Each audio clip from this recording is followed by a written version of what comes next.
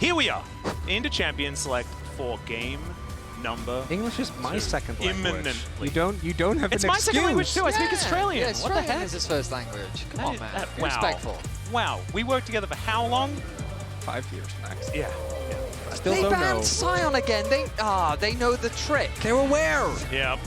Still gonna first pick it, as it turns out. As we have the Poppy and the Ambassador taken away, and on the other side, same bands to come on through once again. But now, because it's Fearless, we're not gonna have the Orianna or Azir to worry about. The Ryze value gonna be going up. Honestly, I think Caitlyn value for Doggo is going to go up. I really do think that it's a champion that you can just have so much agency on the bot side of the map. And I feel like with the amount of dive that we're seeing from junglers especially, but the Wukong's open. So I think that they're going to change their priority and instead lock that one in on the side of CFO unless HLE look to remove it. And they're like also anticipating the Ryze ban that could theoretically come through. If the Wukong is banned, they can't first pick it. They can pick the Ryze without having to worry about Aurora. I kind of love this from the side of CFO. So will it be the Ryze first pick? Would you guys consider Zeka a prominent Cassio player? No.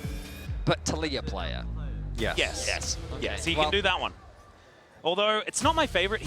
Like this year, I feel was where he really figured out Taliyah, but it wasn't one of the ones in his wheelhouse. You could also say it is a Victor angle, and I would disagree with them. Oh God, no, But no. we have seen him do it many a time. As the Ryze is going to come through. Something that we also highlighted during the last game, and I hope CFO pivot away from, is that I think with how crisp Hanwha Life looked in the team fights and the target selection, now that draft was also a little silly when it comes to dive, but maybe pivoting towards a free carry composition is a better angle. And that has nothing to do with the play that we saw beforehand, but having rest also on an actual carry, I think could create a lot of opportunities for them, where even if HongQ is focused, even if Doggo is focused, they do have a third threat. Because a lot of the fights in the last game did come down, and they're not going to be any better, because we're already seeing Taliyah when it comes to a single carry immediately taken out of the fight. So I would love to see CFO try to find something with at least a decent amount of threat towards the top side of the map. Well, a blind Trundle is not blind, actually, because Vi is already locked in. So the Trundle for JunJia is going to be considered here, at least, as far as that answer is concerned. We'll see whether it is going to be more damage. I think it's the top lane that our eyes are really going to be glued, but I don't know whether it's going to be a blind top lane choice here, unless they really want to keep this bottom lane a secret. I wouldn't even mind something like an Alistar, just because it's so good into Trundle. Then you wouldn't have to worry about banning it, things like that. Keep your top side a little bit more open. I feel like the Viper is eyeing up a Kai'Sa right now. Oh yeah. And so I'm wondering if Doggo just wants to get his AD carry now to potentially dissuade it. I don't love the idea of a... Are they really going to blind Renekton? They're going to blind Renekton. They blinded Renekton. So I am happy about the fact that Renekton is picked. It's Zeus. That's what I mean. I wasn't done. I'm not happy with where it's picked, because Zeus is the guy that will counterpick you in a way that will make your laning phase very, very miserable. And I think Zeus has had his fair share of ups and downs, but I think so far at Worlds he has been able to perform. And this was one of his true trademark champions. We'll see if it actually gets knocked in. Oh, no! Wow! That I was like, whoa, this is his debut champion. He's so good at this is incredible. And then it was, this is the champion only Flandre is allowed to play at this tournament. Yeah, I do think Zeus is like the only one where I remember him having Rek'Sai games also way back where it looked pretty solid, but I'm kind of with you on this one, Atlas. I feel like the blind Renekton not feeling too bad. I mean, I guess they just wanted a more reliable dive buddy alongside the Vi, so that when Vi inevitably ults onto HongQ or Doggo, at least there's someone there right next to the Vi. In any case, we'll see how things transpire as we move into the second phase. Already the Nico going to be removed from the bot lane pool. I imagine the support pool might really get thinned. We might see some fun stuff. I feel Kai'Sa has to be high on the list for CFO. Like, Viper is known for many an AD carry, but I feel like Kai'Sa is kind of up there. He did go to the LPL to get his Kai'Sa license. We've got Ruler as well, who did manage to get that one. The rest of the players that we have in the Skate, they do not have them. They do not have that license, unfortunately. The Corki going to be the first one taken away, though, and it's kind of similar vibe, does a lot of damage, especially on 2 items. I really like the Corki ban here. Corki, to me, is one of those AD carries that just doesn't really have weaknesses. Like, his laning phase is good. If you can pilot him well, we've seen Ruler, for me, is always the standout, at least in the LCK. He skills well. Your 2-item power spike is disgusting. And he is really hard to lock down, and so far we're not seeing too much of that, as there is the... And that's a crazy amount of respect, because you do have the amount of dive that will make Draven's life very hard. So Doggo, I think, given the respect that he does deserve... The reason why I respect it is only because we've seen a Morgana at this tournament already, and I could just imagine CFO locking in a Draven Morgana bot lane and being like, yeah, have fun, Peanut, good luck getting through that. Yeah, try and do damage to this guy. Oh, we do have one more ban remaining. Will it be that Kai'Sa taken away? And it will. It is. And so I think that like now you've sort of opened the floor for like an R4 Caitlyn pick to feel a little bit better. And that is what is hovered, at least for now, and locked away. Doggo, what is the answer here to this? Oh my god, that would be so all in. There's no way. Oh, Doggo, please. Surely. No, he's not going to. No. He's sometimes just hovers are fun. He's teasing you. He knows what the people want. It's something like an Ashe. Maybe it's a... I like Ashe a lot, actually. Jinx could be a possibility. Jinx also have good setup, right, to get kills early on. The only problem is, like, how do you live? Ziggs. Okay. Ziggs definitely helps you live, that's for sure. I mean, their damage profile is also completely fine because they've got that bruiser with a Renekton in the top lane. And I mean, I will never doubt Doggo on any champion that he plays. All I know is that he doesn't press... You know how WASD, W is for forward, S is for back? Yeah. I think they removed his S key. I think that he only has the W. He's one of those players that just remaps D to like another go forward. Yeah, exactly. A big thing that we always talk about is satcheling aggressively, right? Like, how do you use your satchel? And then what we mean by that is using your satchel for poke. I'd like to think that Doggo actually satchels himself into other people so he can do more damage. Also, D is turn right. It was S that I was talking about and realized at the end of the sentence, so that was a little bit unfortunate. The Leona, this is one of the classic Ziggs bottom lanes. And is Taliyah going to do a classic Caitlyn? Like, just lock Lux. It'd just be fun. Ooh. Instead, it's going to be a cow. And when you see a Trundle, the cow is pretty good. Yeah. Cow beats don't troll. Get to subjugate it. Yeah, cow beats troll. It's like rock, paper, scissors. I don't know what the other thing is. Maybe bridge. You haven't played that one? Troll cow bridge. I mean, I've heard of it. I'm lost. Yeah. All right. Alistar locked in here. You've got time to figure that one out. Okay. These are your compositions. I do feel like HLE would look better with a Gnar, but that might be personal preference. I think so. And we'll see whether Zeus is going to be able to join Flandre as one of the players that's able to make the Rek'Sai look pretty damn good. I do love the early setup here for CFO. I think that you have an incredible amount of early game power, right? You have Leona, you have Ryze, you have the Trundle, which you can really use to get off to a good start. I think we did see them really struggle with keeping up once it came to mid to late game with the rotations that Hanwha had around the map. So we'll see if they're able to find a better answer to that this time around. I'm just worried about this Renekton. I think it's going to be so difficult to execute against Caitlyn Taliyah. Like, he's going to have to find some crazy flanks. You do have Leona, which I think can be a very good engaged champion. But again, like, there's just not a huge amount of CC on the side of CFO, so I feel like they're going to run into very similar ranged problems that they ran into in game one. But hey, we know that CFO is aggressive, so let's see what they can do in the early game.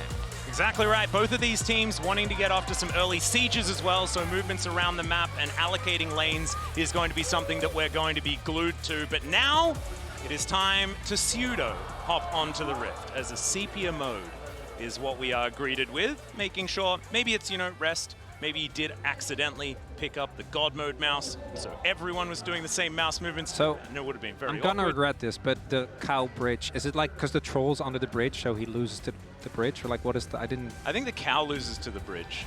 Yeah. Yeah, I don't know. Yeah, no, because the bridge is with the. Yeah, Troll's good at bridge. No, look, listen. You see, so much better at card games. Trolls can play the game bridge, right? Yeah. Cows lack have the hooves, intellectual, so they can't make their it work. inability. Is it about hooves or intellect? However, trolls are incapable of harming cows, probably because They have an unbreakable will. Yeah. And their subjugate doesn't work very well against it. Exactly. I like that you did an actual little gameplay narrative tie-in. That's good stuff. What do you mean? Look, that's how the game works. Works. This is what we designed. Vedius and I designed this game. It's actually been really. It's been Why did sold you guys it's do been sold this? in multiple countries Yeah, around the world. It just didn't really like go that hard in the Netherlands. If anything, I'm just kind of hurt that you haven't. There's a heard about board it. game I don't know me about. too. Board game. Or It's card not game.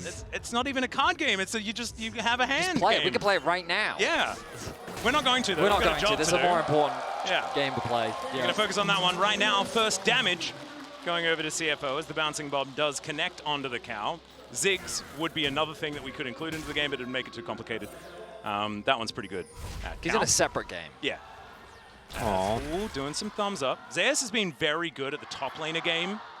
And you can see Rest having a bit of a go as well. But right now, HLE asserting some dominance as the Gyos come through. Minions have spawned.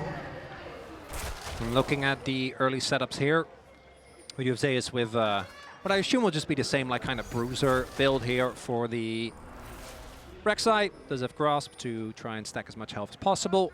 Also, Doggo does have TP, which obviously will help over rotations around the map, but I do think that level 1 for the Ziggs in some lanes, you can actually see him be pretty oppressive. Caitlyn lanes, I don't think is going to be one of them. Even though the Alistar obviously is really weak level 1, I think just the amount of damage that that Viper can do, plus the fact that they have early access to the wave here, should mean that it might be a bit of a struggle. Yep, Peanut, 149 international games.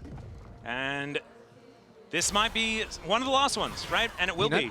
A few extra best of fives perhaps in his future if they can get a victory here, though, as Peanut does get a ward down on this red buff, sees that it's not there, and now moves all the way over towards the chickens.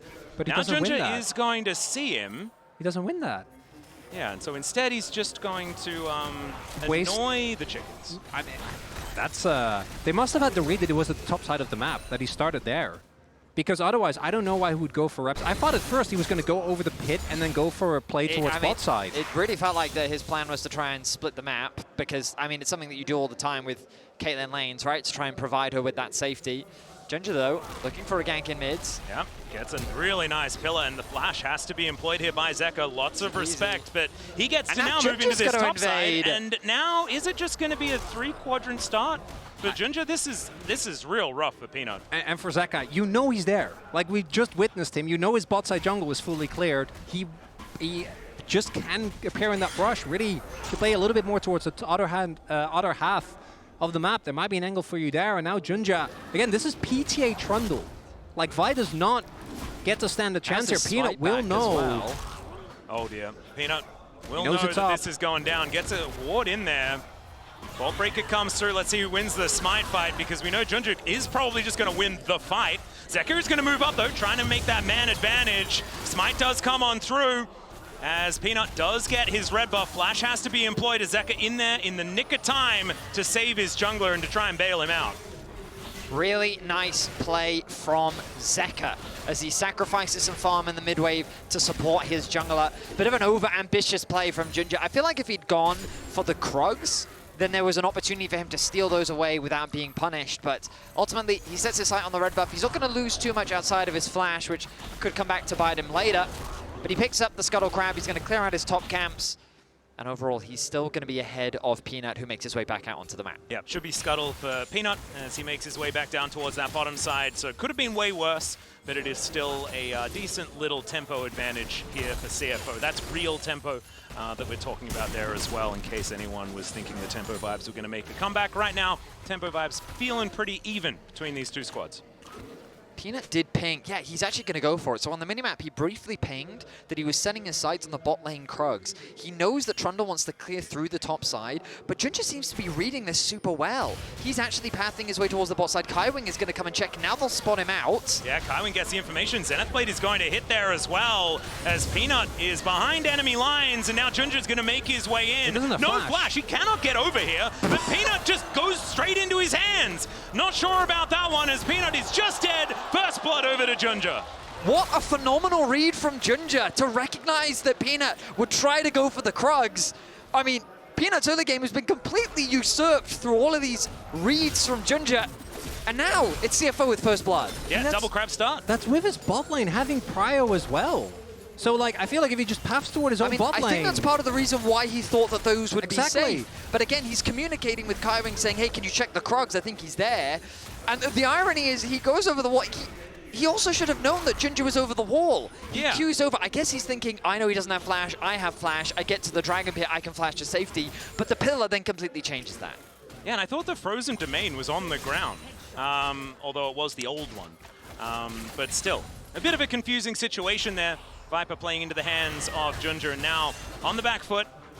Currently 500 gold behind, the largest gold advantage there for JunJia as Kaiwing moving back down towards the bottom side. Elsewhere, we haven't really been keeping up right now. Viper is feeling all right, about a wave in the lead as far as farm, and Zeus is doing fine too. I'm wondering, I've played a lot of Trundle, I don't actually know if he didn't have vision of the frozen domain because he didn't have vision of JunJia. Yeah, right. That's what I kind of thought. So, like, maybe that was the reason, because I feel like otherwise he would always try to at least queue towards his own team. That said, the read from JunJia, not just to send Kaiwing over there, but also instead of going for a base after you've already gained the lead, to just immediately run and read Peanut that well is a really big deal. And we've seen CFO do this before. That was, to me, the main reason why they were able to dispatch of T1 the way that they did, is because they had such a good read. And there was, funnily enough, also Owner playing Vi. Back then it was JunJia and Kiana, if I remember correctly.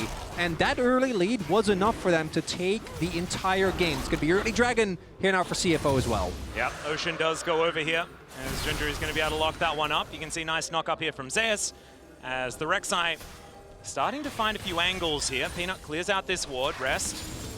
Does need to be a little careful, as the back will complete, and Zeka makes his way home once more. Does have a tier, which is great. Good to see.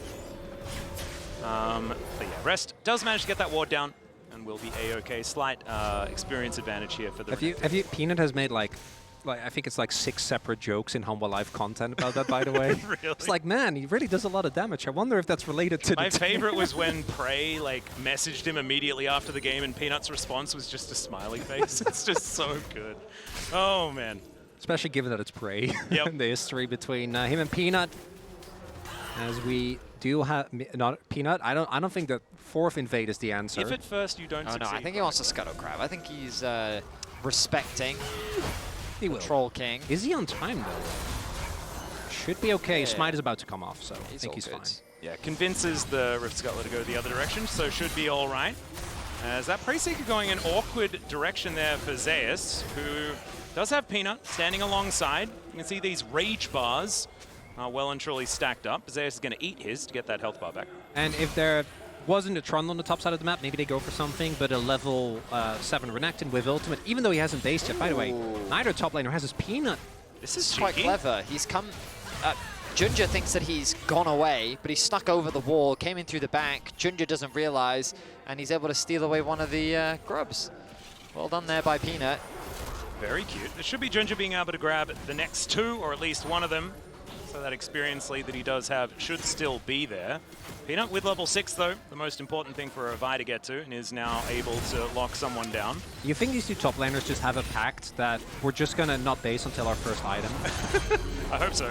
Wait, he's breaking the pact! This is kind of ridiculous. Doggo moving up towards that top side. Mega Inferno Bomb does connect, doesn't quite do the damage though, and now he's trying to tunnel his way over. The ulti comes through, and Zeus goes down. Immediately, Doggo now at about 200 health. Zeka trying to get himself out of there. He flashes, but the Realm Warp will follow. There's feats of warfare as no one on CFO has gone down yet, and Kaiwing was even looking for more. It's obliteration by the Oysters. And CFO find a giant lead here early on. The damage comes down on Zeus. Peanut not able to help in time, and that's a free for 0. Just extremely well executed from CFO. They waste few movements. After securing the grubs, they turn their attention to top. Rest did the initial damage to allow for Doggo to come in. Oh my and god. Now they find themselves 3-0 up in kills. They've got a 1.4k gold lead. Maybe that's the pact. He Full did the item thing. pact. First base Eclipse. He got it. We look back at this play on the top side, and again, Rest is going to find some nice trades in the top lane 1 versus 1. Doggo going to help secure the grubs, and then the arrival of Doggo in the face of Peanut. And again, we talk about this man only having a W key, like he both figuratively and literally. The nice interrupt comes through from Kaiwing as well to stop from Zeka collapsing. And then Doggo picks up that kill onto Zeus. They dive underneath the tower onto Peanut. They get themselves another one. I mean, just flawless in execution and nothing but confidence. But that play from Kaiwing, I think, is actually what makes the whole play work. If Zeka is at that top side and the dive happens while there's like Taliyah stones, while you have to play around the W, I don't actually think that maybe you trade like even, but it would be a very different situation. But because Kaiwing gets the cancel, Hanwha Life is playing a member down or 2 members down throughout that whole sequence, and 1.5 gold lead. Close to this early on is nothing to scoff at. Certainly isn't, especially when you're looking at then a Caitlyn that gets some free farm to bail you out. She's not necessarily known for that. As Zeus also not looking like he's going to be able to get out of this one either as he takes a bite out of him. There is the Vault Breaker available for Peanut to try and play some defense. Zeus might be out, but Peanut could be in trouble. HongQ decides that he wants to kill the Rek'Sai, but it may have not been the right choice. Peanut tries to get himself out. The Solar Flare connects. And this is a little bit cute. The ring around the Rosie to come on through now as Peanut not able to get over that wall. One bite from JunJia, and he clears out his opposite number. 0-3-0 for Peanut to start this one off. I mean, JunJia is just schooling Peanut in this game.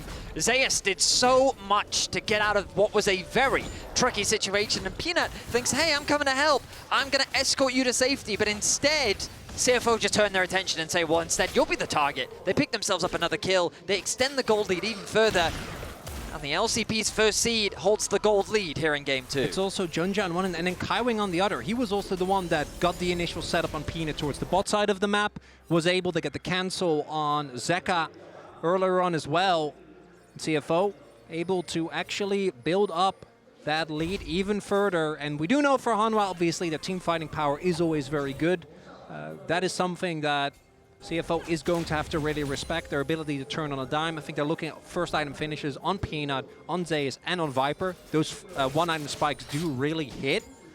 But if... Oh, there we go! They're not letting down on the gas! Yeah, HongQ makes his way in with Kaiwing. Viper going to try and go for the execute, and he will be able to get it. Flashes out of the Solar Flare to make sure that no one gets the money. Still going for a bit of a dive now towards the top side of the map as HLE. They've come alive. The shutdown to give Peanut some money back, and Taliyah gets his unbreakable will and is able to help take down the Croc there on that top side. The cross map is clean as HLE lose nothing on the bot side, only gain on the top side, and they're going to get some much needed plates to reduce this gold advantage that CFO have been able to build. And we see JunJia take the Dragon. Trundle was one of those champions where I actually would have loved, might still be able to make it actually, so I gotta eat my words there. I was kind of hoping with Triforce, as fed as you are going to absolutely shred through this turret. As we can see here, instead they went to 2 Drakes, which obviously is a big win. Nice ult there from Doggo to clear out the wave, as they should be able to get out here, unless he just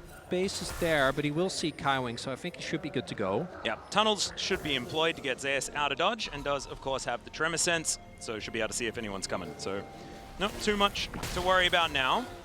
The scary thing for CFO right now is that it's really great that they're getting these kills, but HLE have demonstrated that they have a really good understanding of how to play the map well. We only have to look at last game where after every single skirmish and fight that was happening on the Rift, they would always, once the play was kind of over, send one person back to already start resetting and making their way to one of the side lanes to start pushing out that wave. And we're seeing it already here. The fact that not only was Viper able to make the best out of a bad situation, they also make a successful cross map. And now Delight is here to cover for what is CFO's strong side of the map. So fortunately for CFO, they do at the very least get a turret to reclaim the gold that they had lost. But it's something that CFO have to be very cautious of as Peanut's running into rest. Yeah, does manage to find the Vault Breaker here as Viper set up. Let's see whether he can get some of these shots in. Teleport to come forward though as CFO are turning the play. Zeka will be moving over. And meanwhile, on the bottom side of the map, you've got Zeus and HongQ potentially about to fight as well. Seismic Shove just to get rid of him. Mega Inferno Bomb right on top of Viper's head. And this Caitlyn's going to be real difficult for him to continue fighting. Bouncing Bomb almost connects at the same time. But HLE look to be out of there. And I'm happy to report that Doggo does indeed play the same way on Ziggs, as he done in other champions. Yes. Runs bot, gets his turret, immediately gets towards the top side of the map to make the action happen there. And I do understand CFO's want, because as you were highlighting, Vedi, these continuous trades, as they happen throughout the game, Hanwha Life in game 1 was able to just always eke out ahead with small advantages, but it did really add up. So I think CFO is really trying to actually get that break point. And this time I do think their engage is a lot better. The addition of the Leona, the pick potential that you can get with Pillar or a Renekton flank should really help them, because if this gold lead remains the way that it is, I think you might struggle down the line once Viper gets to more items. If not, though, and you're able to build upon it further, you're already at 2 dragons. Yep. And Coinbase gold grind, as you can see here, Peanut versus JunJia. JunJia still in a very good position, but it's kind of stagnated as this game has gone on, and that shutdown money really helping Peanut try and find his way back in. As the Blast Cone, the Mega version, is just going to be denied for just about forever. Delight has to flash to get himself out of that situation, and the Mega Cone finally does come in, and the Realm Warp to follow. CFO, a steak dinner prepared beautifully by them. An easy pick secured onto Delight. We've seen him miss position here and there throughout this tournament, and fortunately for HLE, that's not going to result... I say that, I stand corrected. CFO, of course, run immediately towards the top side where the Herald is spawned. They know they have the numbers advantage, so they're going to force that objective. HLE are also not really on the right side of the map. Peanut now pathing towards bot, wants to at the very least try and cross-map for this tier 1 outer tower. Also feels like a little bit of disrespect from Hanwha Life, where in the last game we saw that CFO will bring the fight to you. And that's going to be Herald now, should be leading to that mid-turret falling. Hanwha Life able to get something on the cross map here, as we talked about, but I think you still take the Herald, especially if you can open up mid lane. And with a Ziggs, you don't even need to actually kill the turret. Peanut might be looking for a play onto Doggo here. Yeah, might be able to get it into satchel range is what CFO are thinking, but Doggo playing very defensively will just clear out the wave, back away. And HLE still finding themselves on the back foot. They do manage to get that 1 turret, they do manage to get that 1 kill, but that is just not really enough to get them running in this one. And maybe this next dragon is going to be where they try and turn things around. As Chemtech Soul, not exactly the greatest, but Soul Point's still going to be very, very valuable here for CFO. Absolutely.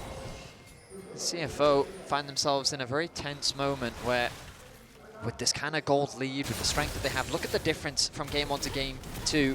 HongQ now constantly on a side lane, has a healthy gold lead, ramping up very nicely on the Ryze. Gonna have that Seraphs completed very, very soon as HLE secure another outer tower. Just that last mid one remains, but this isn't gonna be an easy one to siege. CFO just have so much of the driving factors here in this game. Yep. With the wave clear that they've got thanks to Doggo, the TP committed by HongQ. Now it looks like that dragon is going to be their focus. A whole lot of control here of this river, and they're going to throw down Shelly just to make sure that they retain it. JunJia is going to drive her in, but we do have the wall being set up, and so it's going to have to be a different place to get a headache. Never mind, just swings by, just bypasses the wall, but then bypasses the turret. It's not what you want to see. There is the cease and desist, and JunJia will immediately get punished, but he does have the subjugate, and Zeka just kind of evaporated off the back end. They still get the charge. How the hell did that work? That is so it looked like he missed, but maybe it was part of the play. I love it when a plan comes together. Absolutely. We have to. Do we have to now say that it was obviously part of the plan? Because it worked out. Perfect calculations, Atlas. Exactly. How did you not see that? I really do like to assess things based on the result. Is now Doggo going to get knocked up here by Zeus, looking for the target, and doesn't finish him off. The flash from Peanut will be able to get on in there, and Zeus getting so many knockups in this fight. It is going to be the troll finally going down and getting punished. Viper is at full health in this fight, but now his front line has ran out, and HLE are just trying to get themselves out of there, and HongQ is going to say nope, as they all do take the Realm Warp, and so Zeus might be able to just buy some time here with some tunnels. Yeah, maybe a little bit. We'll go down for sure here. We'll see who they give the kill to. Looks like it is going to be Rest. Well, maybe an opportunity here as the Dragon is started. Vi does have a good amount of damage here on this objective with her W, but I don't think they're going to get the time. Well, I'm not sure. Betty. Perhaps this is an overestimation of the amount of damage that he can do, because this is nowhere near close, as Rest is going to move himself in. Doggo is teleported over at the same time. Mega Inferno, massive damage onto Zeka, as HongQ could be in a little bit of trouble, but Kaiwing is keeping him safe. Peanut realizing that he's made a big mistake here as well, as Taliyah gets the headbutt to save his jungler, but I mean, this is still just a leash, so they get Soul Point. Yeah, I think Hanwha should be happy that they don't just outright lose the game there. That could have been the end of it. CFO's like, what are you doing? We're not the only one thinking, what is going on? This play started with Herald being used mid.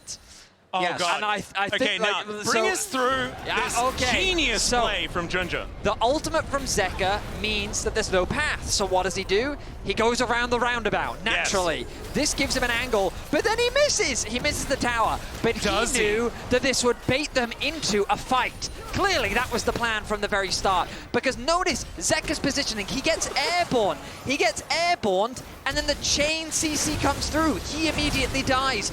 JunJia ulties, allowing him to buy enough time to flash away to safety. All the while, no one focused the Herald. And then here, we see that damage being done to the health bars of Hanwha Life is enough to already take them out. And then it's going to be a hero play from Zeus here as Doggo. He overstays way too long. He really does. And especially as Ziggs, you don't need to do that. Zeus follows up with the flash. Doesn't quite have the damage, which is what leads Peanut to flash. And I think that's what makes this fight awkward. If they have a little bit more there, if they're closer to the rest of their team, maybe Viper is in a better position to do damage, but Viper isn't that big in this game. And with Zeus already as low as he was, having used all his cooldown, staying for Peanut, and not able to get more. 3K gold lead now. Soul point for CFO. And I really wanted this to go to Freaks. Game 1 was a banger. So far, so good. Yeah, we're looking real good for those 3 games, and we'll be looking even better if CFO can get themselves an Otacon. No.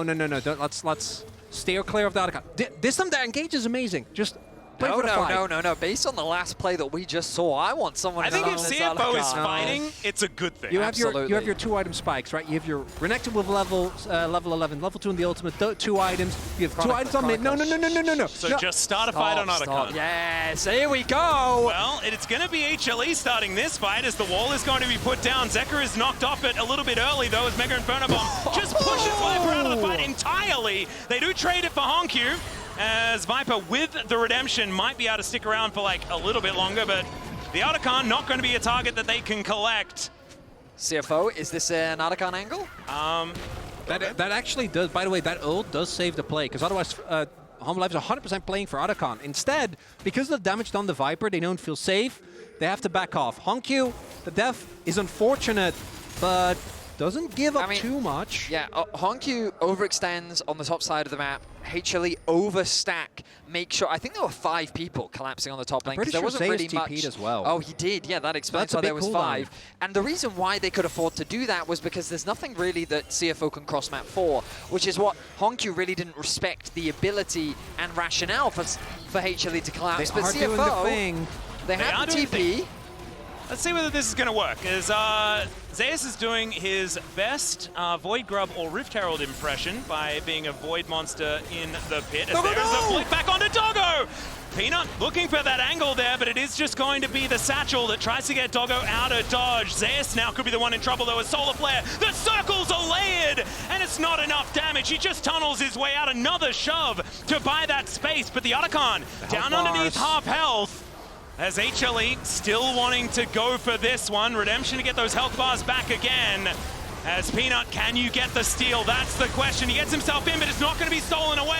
And down goes Peanut immediately. It's a brilliant knock-up there from Delight, but HongQ is still alive somehow. And CFO are just trying to limp themselves away with the Otacon in tow. Heist successful for CFO. They get the objective. Peanut can get the steal. And that's going to be them getting the pedals. And you doubted CFO's Otacon. Okay, my bad.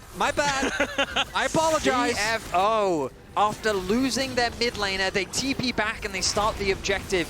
It was a sketchy situation because Doggo lost so much HP, but HongQ, he takes matters into his own hands. He tries to keep Peanut out of the pit. He slows him down, he makes it as awkward as possible. You can also see the satchel charge there as well. He can't quite get in range of the smite. It is secured by JunJia.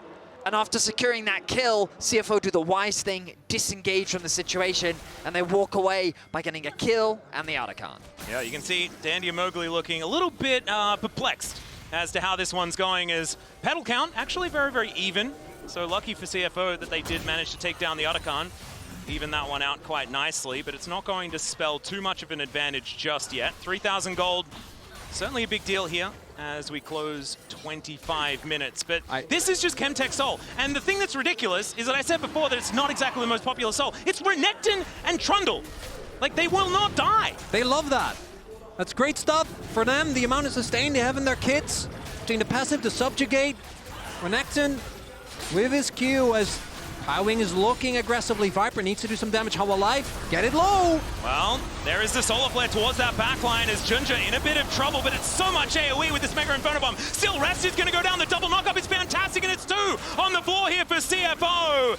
Zeus is down, the Dragon getting amongst it as well as the ulti from Viper to soften up HongQ with Zeka on the flank angle. The flash pulverize from Taliyah is gorgeous! And Viper is there with the follow-up DPS. Doggo now out of cooldowns, but is able to at least get rid of the cow. And HLE come alive finally in this game. And at the final hurdle, CFO just don't fight the fight that they were looking for. I think a little bit disjointed as we see the ultimate comes in, but look at Viper in this fight. The positioning was fantastic. Just keeping it arm's length away from any of the threats. The wall from Zeka dividing CFO as well, meaning that the usual in-your-face Doggo that we typically see was separated. And the moment that HLE could just play the front to back, it allowed them to pick apart CFO, secure the Dragon, and just like that, they're back into game 2. And this time around, the Rek'Sai actually had a really big impact, forcing multiple members away, so he basically created 2 split fights. On one hand, Viper was completely safe, but on the other hand, the backliners of CFO couldn't join the amount of damage that was being done, and now Viper 4-1-1. And it's an oldie, but a classic when it comes to Hanwha Live. Yeah, and the thing that's beautiful about this game is I think if you wanted a recap of HLE's year, just watch this game. You know, because there's so many of the situations where, you know, Zeka is making interesting decisions. A lot of, like, when they don't look good, it doesn't look great at all. As Zeus is continuing to have a rough time. That interruption was absurd as the Mega Inferno Bomb comes down, but he takes another tunnel, tries to escape, and it does not work. And could this just be the setup as Zeus? This is one of the downturns for what we've seen from him as well, as they have just started this one up. HLE looking for an outer turret as well as Zeka on a flank angle. He will see Rest as he walks out of that brush, decides he doesn't want to face check, and these health bars are actually getting softened up. 50% on that Baron right now, and HLE still wanting to look for the 4 versus 5. I don't know about it, as there is a teleport available from Zeus. They need to buy some time. Only 15 seconds left to go, and they back away from the objective. I love how, the way I imagine Viper, the moment he sees his top laner dies, he takes a deep sigh and says, here we go again. As he, just the positioning in that Baron pit, he was chipping away at JunJia's HP bar. Zeka found a bit of a pick, but is he in danger himself? No, I guess not. As Kaiwing gets on in there with the Mega Cone. There is another flick back as well as River, not going to face check, gets a ward down. Peanut will be spotted, moves away. Man, these setups, it's scary. It's like jump scares waiting in every brush. My goodness, the tension is at an all-time high, as it feels like it's Viper versus the world right now. If CFO can lock him down, then CFO can... I feel like there's very few threats that they need to be wary about, but the challenge is getting to the Caitlyn, and we've talked a lot about it. CFO need to find quite the flank in order to do that, and you just look at the minimap and look at the vision coverage on the top side of the map. You can see the advantages. Is it happening again? Well, JunJia is going to get the flash out of Peanut. He's got a Mega Cone to get himself to safety, which is obviously what he knew he had, so that's why he was in the enemy jungle like that. Oh no! Oh, there's a brilliant little flick, but the headbutt pulverize doesn't work, as Taliyah gives him the thumbs up.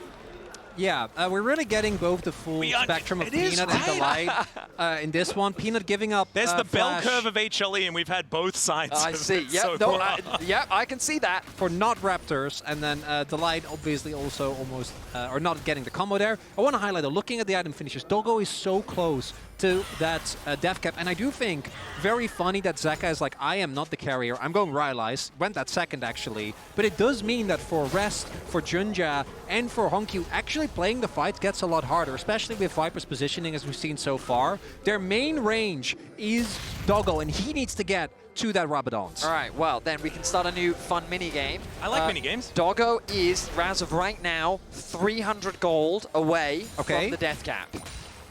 Okay, well, just got himself another 90, so now he's about 200, give or take. So 200 gold. He needs 200 gold from STP. somewhere.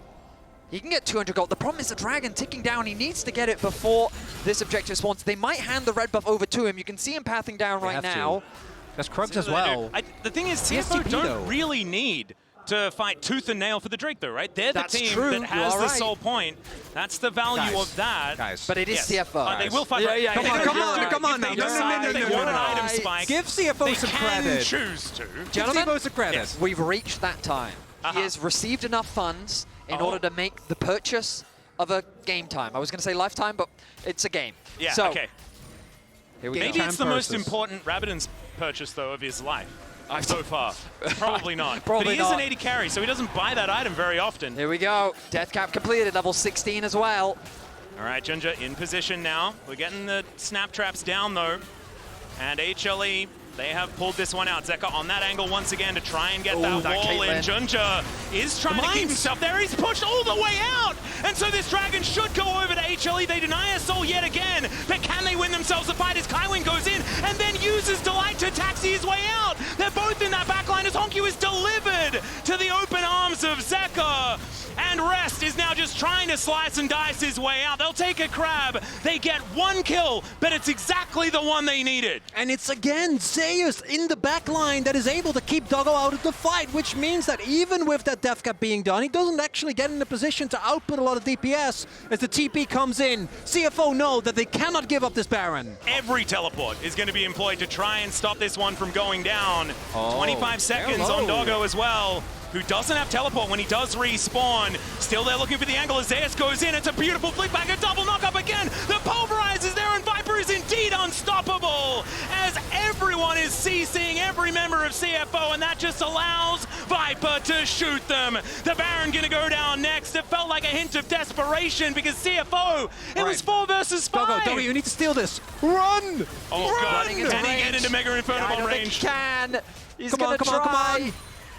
Oh, well, it's down to 2,000 now. He's not going to be able to get there. And it probably wasn't going to happen anyway. There's a large circle saying, I'm throwing damage at the Baron. Look at this ult from Zeka. Just fantastic once again to split up the fight. Rest comes in from the flank. In between the wall and the wall! It's so awkward for JunJia to get into the pit. And then look at the backline. Viper is not under threat. This is what we talked about. They cannot get on top of him. Meanwhile, Delight and Zeus, the Bash Bros on the back line, make it so difficult for Doggo to play the game. And by the time we come to the Baron, the numbers are not in their favor. The flick from Zeka again. The quiet carry of Zeka this game, his I've forgotten the word. Seismic shoves. That's the one I'm looking for. His shoves have been fantastic. His walls have been on point. And HLE take firm control over game 2. Yeah, it's like Zeka is walking around with a bazooka called Viper. Absolutely. That's what's happening. Yes. And he can tell his opponents just to, get away from him and into the open arms of the damage. And for CFO, the wave flare is amazing that they do have right between the Ryze, who obviously does need to get into range, but especially with the Ziggs. So they might be able to stall it out. They need to be very careful, though. I think they really need to exercise restraint to get another shot, because Hanwha Life is not going to win the game off of this just this Baron push if they're not able to actually break open the base, and they are not even close to Soul just yet. Yeah, well, you've got Zeus in that mid lane. Just CC eaten by a tunnel. Let them have the turrets, it's okay. Come on, CFO, I want my game free! See whether we can get there. Another double shove comes on through, though, as Zeka. I think he just wants to go back to the Hotel Chronicle. I don't think he wants to give you that game number 3 as JunJia down so incredibly low. Peanut to try and set up here as well. The Solar Flare is decent, but the shove, the knockups all over the place, just chained so beautifully by HLE. They'll use that to take down this inhibitor turret. And no Crocodile to stand in that front line and defend. The inhibitor might actually be defended, though, as we can see here. That's not going to go down just yet, but they have now broken open the base. A 6,000 gold lead here for HLE as well. As the siege continues, Delight gets the headbutt in triple pulverize one more time as it's Zeus that assassinates Doggo yet again as Viper gets round the side to land the pot shots. It's a double as it all settles, and my God, HLE, they really came alive, and they were asleep at the beginning of this game. But no, it looks like it's going to be a 2-0, and our second LCK team will make their way to knockouts with the fall of this Nexus.